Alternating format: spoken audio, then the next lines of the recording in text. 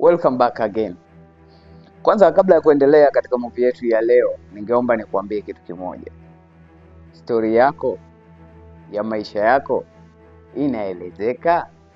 Nikiwa na maana gani? Unaweza ukamhadisia story mtu then akawa impressed. It's just like this. Ndio kama kwenye hii movie ambayo tunaenda kuiangalia hapa. Movie ambayo tunaenda kuielezea leo ni ina reflect kijana ambaye anaitwa Rocket. Humu unampata kama Rocket, lakini kwa sasa hivi anaitwa Wilson Rogers, ambaye ni true au reality au based on a true story ya maisha yake kutoka kuwa young mpaka kuja kuwa photographer. Katika kila maisha ya mtu, kila mtu anapitia katika matatizo yake. Ili ufanikiwe malengo yako lazima upitie struggling, lazima upitie hustling nyingi sana mpaka uweze kufikia huko. Movie inaitwa City of God kama unavyoiona hapo, the way nilipokuwekea cover yake. Imetoka mnamo mwaka 2002 na starring wa humu ndani au ndo mwenye story yake ambaye amereflectiwa ni Rocket. Na hii movie bwana, uzuri zaidi ni kwamba kuna shots, moja kati ya shots kali sana humu zimepigika. Humu Rocket bwana ni kijana ambaye ana ndoto kubwa. Na ndoto zake kubwa ni kuweza kutoa familia yake katika umaskini. Na anaitoaje katika umaskini? Anaamini juu ya photography. Ni kitu ambacho anakipenda since yuko mdogo, na ndio kitu ambacho alikuwa akikipenda sana. Na the way ukitizama hii movie, it's just like kama Rocket anahadisia story. Sasa katika City of God ni mji ambao alikuwa akiishi Rocket. Katika City of God kumekuwa kuna gangster wengi sana. Yaani haukuwa ni mji ambao uko cool wa kutulia. Ni mji ambao una magangster wengi sana.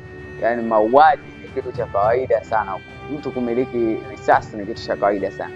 Mpaka watoto wadogo, mtoto ana miaka 8, ana miaka 10, tayari anamiliki risasi ya kwake.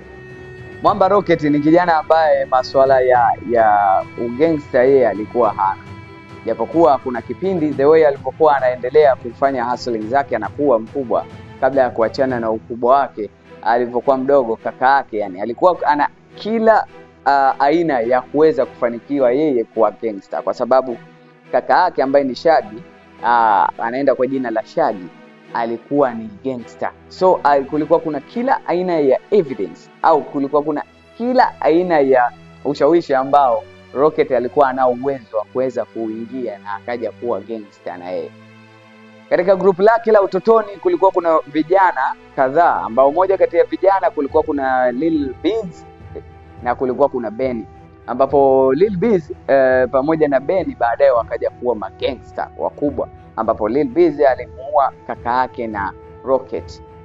Kitu ambacho Rocket hakuwa na ukaribu sana na Lil Biz since wako young, lakini Benny ndio alikuwa yuko mwanae sana. So katika maisha lifestyle ilivyokuwa inaenda, Rocket ilifikia stage yale mauaji na nini, alikuwa anapenda kupiga picha, wakienda baharini na washikaji zake anapiga picha, lakini alikuwa anahitaji picha ndio iwe inamuingizia yeye pesa.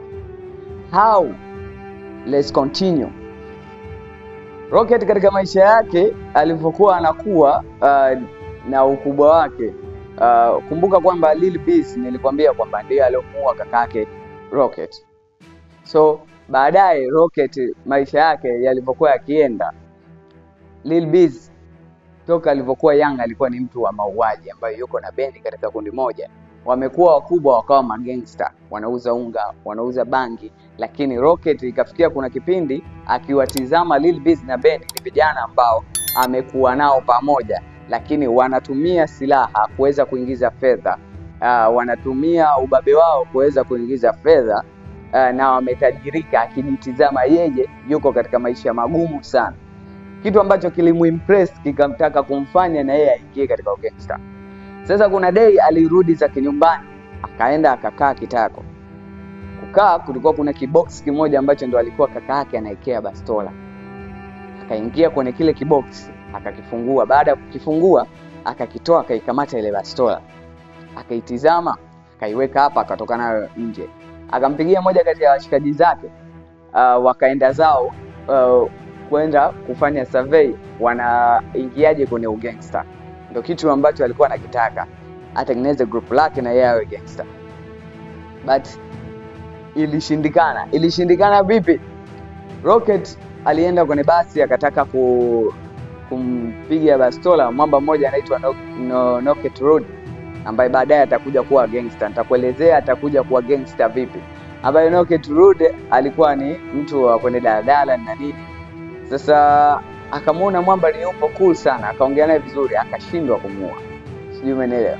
Akatoka hapo, akaenda kwa yupo mwanadada kwenda kuiba kwenye duka la simu. Ikashindikana kutokana na yule dada alimtreat vizuri sana, akampa na namba yake ya simu. Sijui umeelewa. Ikawa yani it's just like a hard time kwa upande wa Rocket, yani kukaa kuna vikwazo ambavyo vinamfanya yeye hawezi kuwa gangster, kwa sababu kutokana na roho yake jinsi ilivyokuwa ipo cool, imempelekea yeye mpaka kuja yani kusema kwamba I am a gangster, imemuia vigumu. Ikumbuke kwamba mwanzoni nilikwambia kwamba katika mji huo mpaka kijana mdogo mwenye miaka 10 anashikilia bastola, anaua. City of God, mji wa Mungu kwa Kiswahili wanaita hivyo. Lakini kwa upande wa Rocket pamoja na baadhi ya washikaji zake wawili watatu, ilikuwa ni vigumu wao kuingia katika hicho kikundi. Polisi hawakauki katika huo mji, lakini Lil Biz walipokuja kuwa wakubwa, ndio hivyo ninapokuelekeza Rocket jinsi anavyotaka kutry kuingia kwenye gangster. Lil Biz alikuwa ni mmoja kati ya mtu ambaye hajawahi kukamatwa. Na yote kwa sababu gani? Ikumbuke gangsters wengi wenye akili huwa wanapiga deal na mapolisi, na ndio ambacho alichokuwa akifanya yeye Lil Biz. Anapiga deal zake na mapolisi, anaongea na mapolisi, so anaweka mambo cool pamoja yeye na Ben. Days zinapozidi kwenda, Lil Biz atakuja kuwa mji mzima pale watakuwa wanamjua kwamba yeye ni mpiga picha, mpaka wale gangster watakuwa wanamjua kwamba Rocket ni mpiga picha. So katika live lifetime yake hii movie pia kuna hustling za mapenzi pia, ambapo Rocket naye atakuja ataumizwa na mapenzi, atapokonywa mpenzi wake na mwamba Benny. Licha ya ni mwamba cool, lakini pia Benny ni gangster, mshikaji wake Lil Biz, so ndo atakayemchukua demo wake Rocket. So unaweza ukaona mwamba amevitia hustling nyingi sana mpaka kuja kufikia mafanikio yake. So Knockout Ready, kipindi The Day wanarudi mtaani, Lil Biz aliweza kumbaka mke wake Knockout Ready. Knockout Ready ni ule mshikaji ambaye alionana na Rocket kwenye daladala, akataka kumuua, but Rocket akaingiwa na imani kutokana na the way walipokuwa kiongea. Akamrep, yani akambaka mwanamke wake Knockout Ready Lil Biz. Baada ya kumbaka akampiga bastola, achana na hivyo akaenda nyumbani kwa Knockout Ready, akapiga bastola nje, akamuua mdogo wake. So it's just like akaweka chuki afanyeje, akaenda kujiunga na Carrot. Carrot ni nani? Carrot ni mpinzani wa Lil Biz, yani hawajawahi kuiva kwa sababu wote ni gangster na wote kila mtu ana kundi lake, so hawajawahi kuiva au jamaa wawili.